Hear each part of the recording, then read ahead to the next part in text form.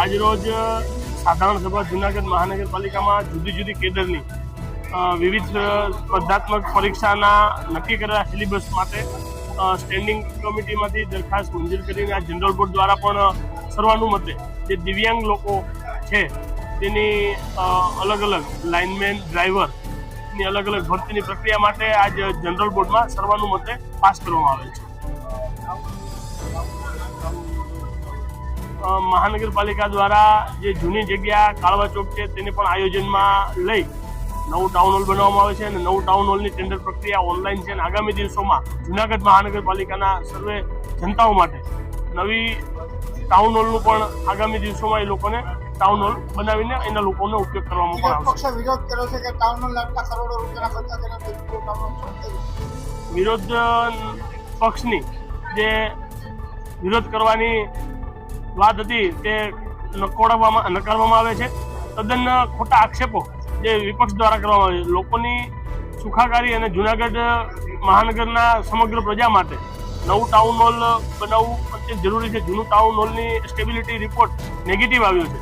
તેને કારણે ધ્યાન રાખી નવું ટાઉન હોલ બનાવવાનું ટેન્ડર પ્રક્રિયા પણ હાલ કરવામાં આવે છે.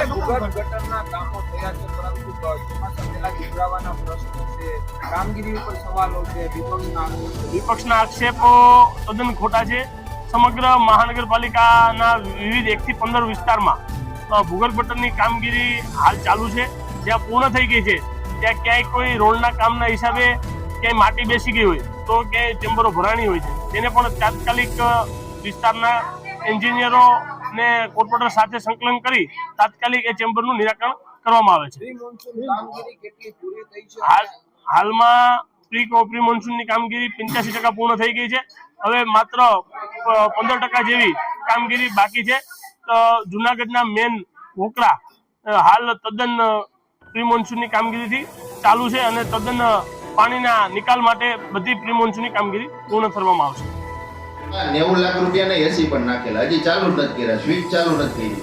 તે દિવસનો ટાઉન હોલ બંધ છે. આવી રીતના આપણે પૈસા વેડફાય અને બીજા આપણે ઉભરીએ 2 મિનિટ બીજા આપણે જે પૈસાઓ છે તો એ ક્યાંક બીજા વિકાસમાં વપરાય તો સારું. આવી રીતના ખોટા પડ્યા રહીએ ટાઉન હોલમાં ને ખોટા કહેવાનો મતલબ એ બીજો આપણે ભલે બનાવીએ પણ એનો પાછો ઉપયોગ એનું મેન્ટેનન્સ એનું વ્યવસ્થિત થવું જોઈએ ને. આપણે હમણાં કીધું જીમ છે તો અજય સાહેબ એનો સાથેનો ટેન્ડર કરવામાં આવશે એટલે એને જરાક જોજો એમાં વ્યવસ્થિત. હા કઈ વાંધો. અત્યારે જે આપણે કીધું ટિકિટની જે વસૂલાત થાય છે એ કોર્પોરેશનના માણસો દ્વારા થાય છે. એના માટે HDFC નું એકાઉન્ટ માણસો કેમ બેઠા છે એક જ મારી વાત આપ પૂરી સાંભળી લો. હાલો. અત્યારે કોર્પોરેશનના માણસો દ્વારા એની વસૂલાત થાય છે. HDFC ના એકાઉન્ટમાં ઓનલાઈન પેમેન્ટ થાય છે, એનું ઓડિટ થાય છે અને આપણા જ એકાઉન્ટમાં એ જમા થાય છે. જેટલી પણ એન્ટ્રી ફી આવે, જેટલા કોઈ ભાડાની આવક આવે એ બધું કોર્પોરેશન હસ્તક જ છે. બીજું, જ્યારે આપણે આ ટેન્ડરિંગ ચાલુ હતું નવી એજન્સીને આપવાનું અને એમાં પણ ઓફર રેટ મેં આપણે કીધું આપણે જાણીને ખુશી થતી 1,63,000 જેવું માસિક આપણને પ્રીમિયમ મળવા જરા છે. જ્યાં સુધી એ પ્રક્રિયા પૂર્ણ ન થાય ત્યારે એ તળાવનો કામગીરી છે એ ફિઝિકલી કામગીરી ઉપરની જે તળાવની સપાટી ઉપરની છે બધી પૂરી થઈ લોકો માટે આપણે લોકાર્પણ એક જ મિનિટ તમારો મુદ્દો આવે છે. મારો ભાઈ અધ્યક્ષજી મારો નાનો પ્રશ્ન જ છે. આપણે એ મુદ્દા ઉપર જવાબ પણ તમે એને સાંભળી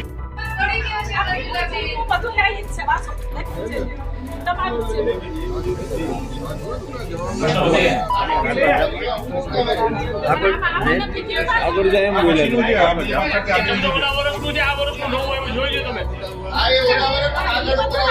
ના બધું કાગળ ઉપર કઈ નહીં. તમે તમારે જ્યારે જોવું હોય ત્યારે સાથે જાજો. કમિશનર આપણે બધી જગ્યાએ વિઝિટ કરાવી દેશે. ના એને જ્યારે વિઝિટ કરી ત્યારે આપણે વિઝિટ કરાવી હા એ બધું આપણે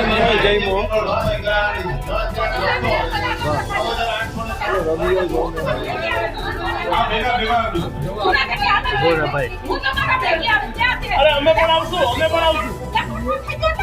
એક વોટ નહીં બીજી વોટની અંદર વોકરા આવે તમામ જગ્યાએ સફાઈ થઈ ગયા છે. તમે તમારે જ્યારે જોવો ત્યારે જઈને આપણે બતાવો. જ્યારે વિઝિટ કર્યું ત્યારે આપણે તમારી સાથે આવો તમને બતાવી દઈશું. તમે વિપક્ષ સાથે આવજો. આપણે 1 થી 15 વોટમાં આપણે સાથે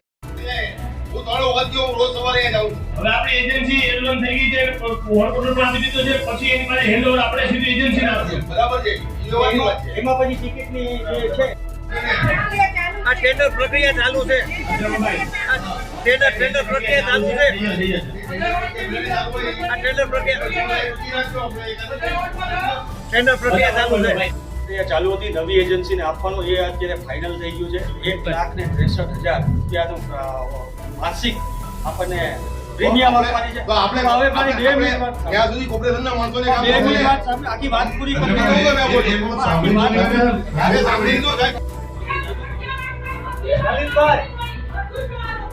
લલિતભાઈ, ઓકરા સફાઈની ડે ટુ ડે કામગીરી મારા વોર્ડમાં થઈ રહી છે.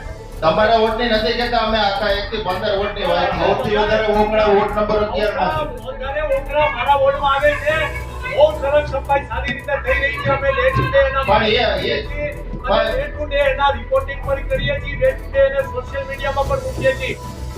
આના બેનો હાલે પેલા વોટનો સમય બગાડવાનો કોઈ જરૂર નથી.